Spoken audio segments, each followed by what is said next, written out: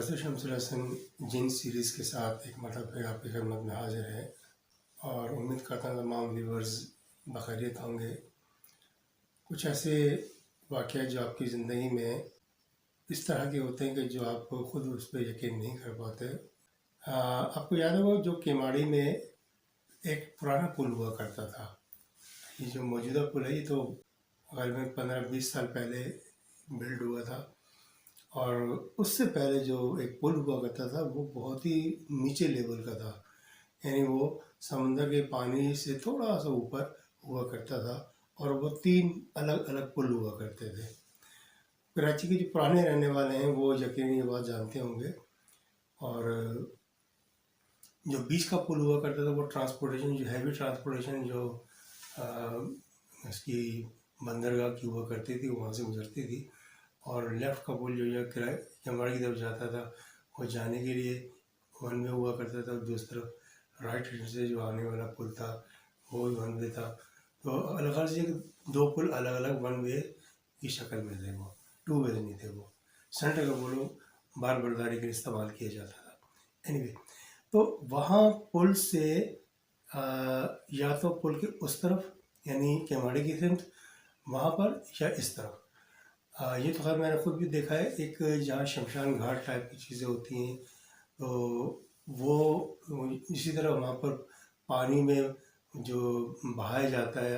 हमारे हिंदू भाई हैं वो अपनी राख वगैरह जो है जला के अपने प्यारों की वो जो सी वो पानी में बहा दिया करते हैं। बहरहाल वो जब उसको पानी में बहाते हैं कहीं ना कहीं पानी ज़रूरी है। अच्छा, क्योंकि समंदर अवेलेबल है कराची में तो इससे बड़ा कोई मतलब अच्छा रिसोर्स नहीं है। तो यहाँ पर वो साइड में तो वो अपनी जो ये मज़हबी रसूमात है वो अदा करने के बाद जनाब अली वो पानी में बहा दिया करते थे। तो उसी तरफ एक कोई अंग्रेज़ था, यानी जो ब्रिटिश दौर से वो यहाँ ग़ालिबन रहा था और कुछ उसके साथ कुछ ऐसा कुछ हुआ था कि वो अक्सर व बेशतर रोड के किनारे पे लोगों से लिफ्ट लेने के अंदाज में खड़ा हुआ करता था। अब वो गोरे चूँकि पाकिस्तान में रह रहा था एक ज़माने से तो ज़ाहिर है, लेकिन उसको उर्दू भी आती थी तो लेकिन उसके रंग रूप से अंदाज़ा होता था कि वो पाकिस्तानी नहीं बहरहाल वो गोरा है। एनीवे, वो बड़ा सूट बूट में जनाब अली वो 3 पीस में और सम टाइम ऐसा होता था कि जैसे वो सफारी सूट में वो जनाब ज़िप तन करके खड़े होते थे गोरे साहब। तो वहाँ से आते आते सिर्फ मोटरसाइकिल वालों को वो इशारा करते थे लिफ्ट के लिए। अच्छा, उनकी एक खूबी ये थी कि उनके एक हाथ में फ़ाइल हुआ करती थी, जैसे वो दफ्तर से आ रहे हैं या दफ्तर जाएंगे। लेकिन ज़ाहिर रात का टाइम आना तो होता है, लेकिन जाने का सवाल नहीं पैदा दफ्तर में। 92 ज़माने बहुत कम हुआ करनी थी। यानी अच्छा, दूसरे हाथ में बहुत कीमती किस्म का सिगार हुआ करता था उनके हाथ और वो पीते हुए खड़े होते थे वहाँ पर जनाब। वो जब लिफ्ट का इशारा करते थे तो यकीनन उसको उनको बड़ा जेंटलमैन जो बाज़ार नज़र आते थे उनको देख के लोग रुक जाते थे अक्सर और बेशतर, और जनाब उनको लिफ्ट दे दिया करते थे। तो बहुत सारे लोगों का मतलब कहना यही है कि जनाब मेरे फ़लाँ दोस्त हैं उनका भी वास्ता पड़ा इनसे, तो वो उन्होंने लिफ्ट का इशारा किया तो ये रुक गए दोस्त हमारे, वो पीछे बैठे हैं। उन्होंने कहा जी केमाड़ी के उस तरफ या टावर के उस तरफ मुझे उतार दीजिएगा, मैं वहाँ से लिफ्ट चाहता हूँ। वो कहते चलो ठीक है बैठ जाए। वो जेंटलमैन लगता था बज़ाहिर, तो बहरहाल वो जनाब पीछे बैठा लेते थे, सिगार उसके हाथ में होता था। वो बैठ के सुकून से जब बैठ जाते थे तो वो अपने बाइक अपना रवा दवा कर देते थे अपनी मंजिल की तरफ। तो रास्ते में वो महसूस करता था राइडर कि जनाब जो गोरा है बिल्कुल बातचीत नहीं कर रहा, हालांकि कुछ ना कुछ इंसान कुछ जो भी मतलब ये लिफ्ट लेता है कोई ना कोई गुफ्तगू करके टाइम पास करता है, ख्वाह उसका मकसद खुशी की ना हो। तो बहरहाल जब वो उन्होंने देखा कि जनाब खामोश भी है। अच्छा, अब चूँकि जो राइडर होता है उस पर एहसास होता है कि मेरी बाइक पे मैं बैठता हूँ तो कितना वज़न होता है और जब कोई और पीछे बैठता है तो उस पर वज़न कितना हो जाता है। तो थोड़ी ही देर के बाद जनाब वो जब उनको एहसास होता है जनाब वज़न जो सा है बाइक का वो हल्का है और कोई पीछे से जवाब भी नहीं दे रहा, कुछ सवाल भी किया तो पीछे जवाब नज़र। अब वो जब पलट के देखते हैं तो जनाब वहाँ तो कोई भी नहीं है। अब आप खुद सोचिए ऐसी सिचुएशन कि उसने खुद लिफ्ट के लिए रोका हो, गोरा बैठा है और सिगार की खुशबू आ रही है, और जनाब वो स्टार्ट हुआ गाड़ी का चलना, और थोड़ी देर के बाद देखा वो लाइट हो गई, यानी वेटलेस हो गई। तो शख्स की बुनियाद जब वो पढ़ के देखता तो वो कोई भी नहीं है, तो उसकी जहनी कैफियत कैसी होगी, दिल की कैफियत कैसी होगी, आप खुद सोचिए। तो अब वो जो साहब जो जो उनकी फीलिंग्स होती थी उसके यानी इतनी ज़बरदस्त स्ट्रॉन्ग फीलिंग्स होती थी कि वो बेचारे हक्का बक्का परेशान, एकदम घबराहट में जो स्पीड से गाड़ी भगाते थे वहाँ से जनाब अली, पुल के दूसरी तरफ जाके सांस लेते थे बेचारे। और अब वो शर्मिंदगी से किसी को बताने भी मतलब उसमें आर समझते थे। तो बहरहाल ये वाक़या अक्सर और बेशतर लोगों के साथ वहाँ पर हुए, काफ़ी अर्से तक होते रहे। फिर जनाब ये पुल जो सा वो पानी, क्योंकि पानी ज़रा ऊंचा होता था, पुल के ऊपर भी आता था, तो ये पुल सारे गवर्नमेंट ने ख़त्म करके तीनों एक बड़ा पुल बना दिया। वो सारे ही यानी टू वे पुल है वो, और सारे मामले वहीं से होते हैं। उसके बाद से वो जो गोरे साहब थे वो नहीं देखे गए। वल्लाह बेसबब वो कौन थे क्या थे, तो बहुत सारे लोगों का कहना यह था कि वो शायद कोई जिन थे, और लेकिन शरीफ जिन थे, कुछ कहते नहीं थे, और वो बस पीछे बैठ जाते थे, लोगों से मदद लेते थे फिर चेक करने के लिए कि लोग मदद करते भी हैं नहीं करते भी हैं। बहरहाल ये कि मुख्तलिफ आरा लोगों की हुआ करती थी। तो ये एक मेरे जहन में काफ़ी अरसे से चीज़ थी, तो मैं आपसे शेयर करना चाहता था। तो नॉर्थ नाज़िमाबाद में दो वाक़यात ऐसे थे कि जो जिसमें एक वाक़या ख़ास तौर पर मैं गोशगुज़ार करना चाहता हूँ आप लोगों के साथ। उसमें कुछ एक साहब थे, वो जो बेंगलो है तकरीबन 400 गज़ के बेंगलोर की पट्टी में है। वो एक पुरानी कंस्ट्रक्शन है, वो आज भी वैसे की वैसी ही है। आज से कोई कहो 1-1.5 साल पहले मेरी वहाँ से गुजर हुआ, तो वो बेंगलोर मैंने देखा था दूर से, तो वो वैसे का वैसे ही है जैसे एक ज़माने पहले मैंने उसको देखा था। कमोबेश आज से कोई 10-15 साल पहले मैं वहाँ से रिक्शे में जा रहा था, तो रिक्शे वाले जो ड्राइवर था वो मुझसे ऐसी गपशप करने की नीयत से कहना कि साहब आप ये सामने जो बंगला नज़र आ रहा है इसको आप जानते हैं, आपने इसको देखा हुआ है? मैं उसकी नज़र मेरी पड़ी तो मैंने कहा नहीं जनाब, मैंने तो इसको कभी नहीं देखा, ना मैं जानता हूँ ये किसका बंगला है क्या है क्या नहीं।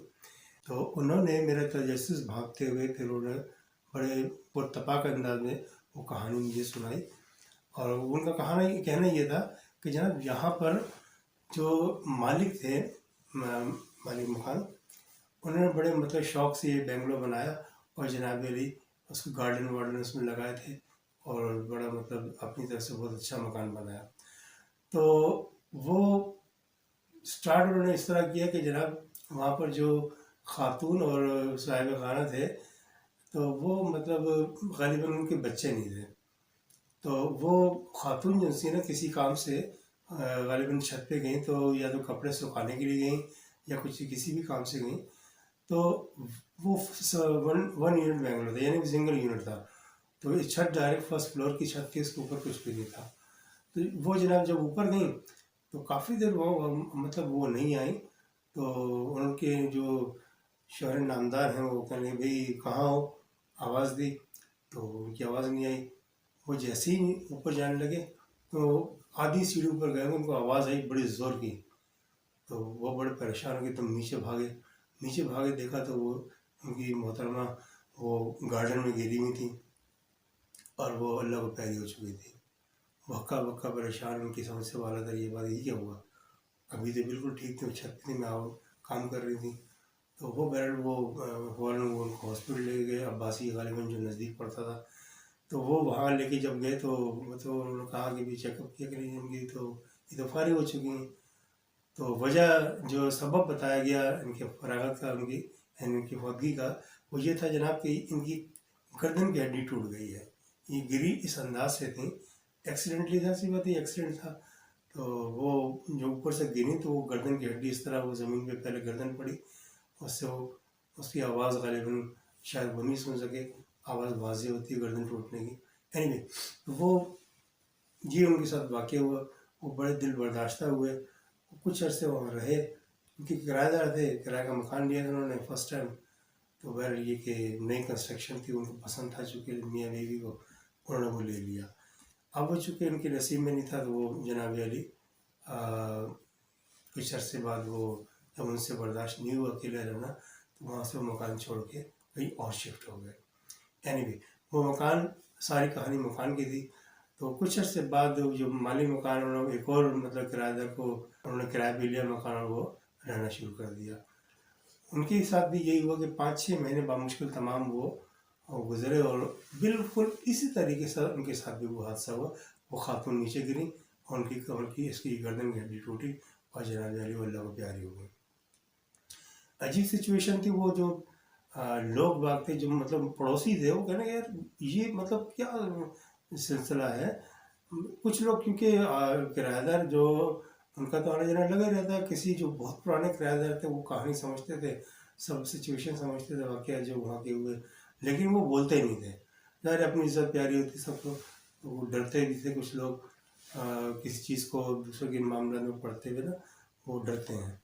तो वो जनाब अली उन्होंने नहीं बताया किसी को भी क्या सिलसिला है।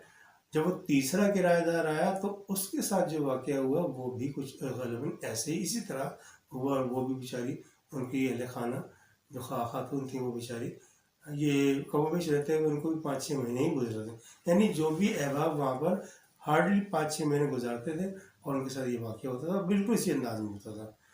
तो उससे एक मतलब चौथा ग़ालिबन जब वाक़या हुआ तो उसमें वो खातून जो गिरी थी वो उस अंदाज में गिरी तो थी, लेकिन थोड़ा सा गर्दन उनकी बच गई थी।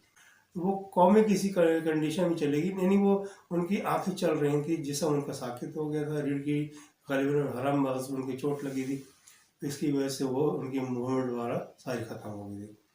एनीवे तो वो जब उनको हॉस्पिटलाइज किया गया तो उनसे पूछा गया भी क्या हुआ था। जब उन्होंने देखा ये जिंदा है, तो क्योंकि ये केसेस वहाँ आते रहते थे तो उनको वो चीज़ मशहूर हो गई थी कि जनाब ये ग़ालिबन उसी बेंगलोर का ही मसला है जो यहाँ हमारे पास केस आया है। एनीवे तो वो उनसे पूछा गया तो वो तो बोलने के काबिल नहीं थे, लेकिन उनका दिमाग काम कर रहा था, वो सुन रही थी, उनकी आंखें काम कर रही थी, लेकिन सिर्फ बोलने की ताकत, बोलने की सकत वो आउट ऑफ कंट्रोल हो गई थी। एनीवे वो जब उनसे कहा गया तो वो क्योंकि माजूरी ज़ाहिर की उन्होंने, तो ग़ालिबन पेन पेंसिल उनको दे दिया गया, कागज़ पेंसिल, तो वो लिख कर उन्होंने बयान किया। वो जो लिख कर बयान किया वो लोगों के लिए मतलब बम से कम नहीं था। यानी मैं ऊपर गई तो वहाँ पर मैं कपड़े सुखा रही थी, कपड़े सुखाते सुखाते मैंने सोचा कि चलो मैं नहा भी लेती हूँ। ऊपर ही बाथरूम में नहा के आई और वहाँ मैंने बाल सुखाना शुरू किए। जब बाल सुखा रही थी तो मुझे ऐसा लगा कि जैसे मेरे पीछे कोई खड़ा है, तो कुछ खौफ का एहसास हुआ मुझे। तो मैं जैसी, क्योंकि मैं उसमें घर में कोई भी नहीं था, माँ से छोटे बच्चे के, बच्चा सो रहा था, वो जैसी मुझे एहसास हुआ मैं पलटी तो किसी ने मुझे धक्का दिया और बड़ी ज़ोर से धक्का दिया, इतनी ज़ोर से कि मैं मतलब बहुत कोशिश के बावजूद अपने आप को बैलेंस नहीं कर सकी और सीधी बालकनी की दीवार से टकराती उसके ऊपर से उठती सीधी नीचे गिर गई। लेकिन वो धक्का इतना शदीद था, मुझे नहीं लगता कि वो किसी इंसान की पावर हो हाथों की, वो मुझे इंसान की पावर नहीं लग रही थी। तो जनाब वो ये उनके कहना था, तो लोग बड़े हैरान हुए। कहले आपकी नज़र में वो क्या था? कहले जब मैं गिरी तो मेरी नज़र ऊपर ही, मतलब इस अंदाज में गिरी कि नज़र मेरी ऊपर थी बालकनी की तरफ जहाँ से मैं गिरी थी। तो कहले मैंने जनाब वो देखा कि एक खातून खड़ी हुई है और कद काठ उनका इंसान वो इस तरह का था। तो वो कुछ जो ग़ालिबन जो इस तरह के केसेस होते हैं तो वहाँ पर उनके जो रिपोर्टर्स वगैरह होते हैं उनके साथ कुछ ऐसे भी होते हैं, स्केच वगैरह बनाते हैं जो किसी इस किस्म का केस होता है मर्डर का या मर्डर अटैम्प्ट का, तो उसमें वो स्केच वगैरह बनाते हैं। जब वो इफेक्टिव जो भी बयान देते हैं वो जनाब अली आस करके उसका स्केच बना देते हैं। तो वो जो बताती रही वो जनाब अली वो क्या नाम है स्केच बनाते रहे। तो वो स्केच कुछ तरह था कि सफ़ेद कपड़े पहन के खातून, बाल खुले हुए उनके, वो जनाब अली वो ऐसे धक्का देने के बाद वो वहीं खड़ी हुई है और गौर से देख रही हैं उनको, जो गिरने के बाद क्या ये भी है, ये गई यानी इंतकाल कर गई। तो यानी मेरी आंखों में चूँकि नूर था, अंदाज़ा था उसको कि ये जगह ज़िंदा है अभी, लेकिन चूँकि मेरे शौहर एकदम पीछे से आए, क्या हुआ, बेड वो डिस्टर्ब हो गई, उसकी वजह से वो गायब हो गई। तो ये जब वो कहानी जब लोगों ने सुनी, अच्छा होता ये जब कोई हादसा होता है तो हादसे के साथ एम्बुलेंस के साथ कोई ना कोई अड़ोस पड़ोस का बंदा भी आ जाता है। तो वहाँ जनाब अली कोई पुराने, जो बहुत ही पुराने लोग थे, उनमें से कोई खातून थी और सर कोई हजरत थे, तो वो भी साथ में आ गए थे अपनी बाइक पे, क्योंकि पड़ोसी थे, करीब के रहने वाले थे। इसके सोच के कि चलो यार ये हमारे पड़ोसी हैं, इनके साथ क्या हुआ देखते हैं। तो बहरहाल जब वो वहाँ पहुँचे तो उन्होंने भी चूँकि सारी कहानी सुनी, कार्रवाई सुनी, तो उन्होंने रिपोर्टर से कहा कि जनाब ये तो जो हुलिया बता रहे हैं खातून, ये तो वही है जो जो लैंडलॉर्ड की जो खातून हुआ करती थी, ये उनका हुलिया है ये। तो रिपोर्टर ने और जो भी इन्वेस्टिगेटर टीम थी उन्होंने पूछा उनसे कि भी ये कहाँ रहते हैं लैंडलॉर्ड। कह लें वो यहाँ तो नहीं रहते, वो गालिबन नॉर्थ कराची में रहते हैं। एड्रेस वगैरह उनसे लिया तो वो एड्रेस नहीं बता पाए, क्योंकि वो तो पड़ोसी थे, ज़्यादा उनको दिलचस्पी नहीं थी इन चीज़ों से।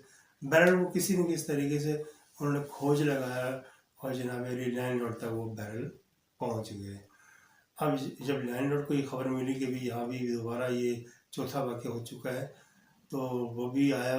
वहीं जब वो आया तो उसको वहाँ उसको इन्वेस्टिगेशन टीम ने उनको रोक लिया और जनाब उनसे इन्वेस्टिगेशन की। जनाब जब आपका मकान बना था, सुनने में यह आ गई चौथी मरतबा ये केस हुआ है, ऐसा क्या हुआ था ऐसा है। और जो यहाँ लास्ट जो विक्टिम है उसने ये बयान दिया कि जनाब ये इस हुलिया की खातून जिसने धक्का दिया था, और आपके पड़ोसी नाम नहीं बताया उन्होंने, तो कह रहे आपके पड़ोसियों ने ये बात बताई है कि वो खातून का जो चेहरा बताया गया, जो हुलिया बताया गया, वो आपकी खातून का था जो आप अब दुनिया में नहीं है। तो आपकी खातून के साथ क्या हुआ था, ये उनका सवाल था। अब ये जो सवाल था बड़ा चुभता हुआ सवाल था, वो उसका जवाब देना नहीं चाहते थे, वो पढ़ना नहीं चाहते थे इन चक्करों में। लेकिन चूंकि मालिक मकान थे और 4 मरतबा उनके साथ ये हो चुका था लोगों के साथ, तो पुलिस अब के ना उन्होंने वो भेपर गई कि नहीं इस केस को हल करना है, आखिर क्या है। जब तक नहीं पता था किसी को भी, ये मुसलसल ऐसे मामला नहीं होते रहे जब तक ठंडा पड़ा था मामला। लेकिन अब चूँकि मामला बहुत आगे निकल गए तो मुसलसल ही मामला हो रहे थे मर्डर के या जो फौतगी के, तो लोगों को बहुत ज़्यादा तशवीश भी थी। तो पुलिस भी सरगर्म अमल थी, उन्होंने जनाब अली खोज की नीयत से उसको बिठा लिया कि नहीं आप बताएं। तो उन्होंने बताया कि जनाब मेरी मिसेज़ भी ऐसी कपड़े सुखाने गई थी या शायद बाल सुखाने गई थी, तो वहाँ उनके साथ भी यही हुआ था, उनको धक्का दे दिया गया था। धक्का जब दिया तो वो नीचे गिरते ही इंतकाल कर गई। तो लोग बड़े हैरान हुए कि यार ठीक है, ये वाक़या तो ऐसे ही सब लोग के साथ हुआ है, आप तो लैंडलॉर्ड हो, आपकी जो कंस्ट्रक्शन है आपने खुद बनवाई है, और उससे पहले तो वो बिल्कुल फ्रेश ज़मीन थी। तो मतलब यहाँ तो कोई ऐसी बात भी नहीं हो सकती। लेकिन वो पर्दाफाश इस तरह हुआ कि जो एक पुराने जो उनके वहाँ के रिहायशी थे, उनका कहना यह था कि इनके मकान में से जब ये रहते थे मियाँ बीवी, नोक झोंक की आवाज़ें, बज़ाहिर ये बड़े प्यार मोहब्बत खुलूस से रहने वाले लोग थे, लेकिन नोक झोंक की आवाज़ें बहरहाल आया करती थी, जो बहुत ही करीब रहने वाले थे उनके, ये उनका बयान था। इस बयान की रोशनी में उन्होंने बात आगे मतलब छानबीन की, तो पता लगा उन साहब से बहुत सारी बातें मालूम हुई कि वो कभी कभी नोक झोंक इस कदर बढ़ जाती थी कि मियाँ बहुत ज़्यादा सख्ती से बहुत बुलंद आवाज़ में उनको पता नहीं क्या कुछ उल्टा सीधा कह दिया करते थे, जिस पर वो रुहासी हो जाती थी अक्सर। और वो चूँकि औरत ज़्यादा कमज़ोर होती है मर्द से, तो वो बजाय सिवाय रोने के वो कुछ भी नहीं कर सकती। दरअसल उन्होंने ही अपनी वाइफ को धक्का दिया था गुस्से की पादाश में। यानी उन्होंने गुस्सा इतना शदीद आ गया था अपनी वाइफ पर कि उन्होंने सोचा कि यार इससे फारिग हो ले तो ज़्यादा बेहतर है, ये मुँह को आती है। अगर वो जब आप गलत किस्म की हरकतें करेंगे, गलत बातें करेंगे, तो औरत कब तक बर्दाश्त करेंगी। तो नेचुरली उसने जो खातून थी उन्होंने शोर शराबा किया, शुरू कर दिया कि यार ये किसी तरीके से अपने बदतमीज़ी से ज़रा बाज आ जाए। लेकिन वो जब नहीं आया तो उनकी तरफ आदमी बढ़ जाती थी।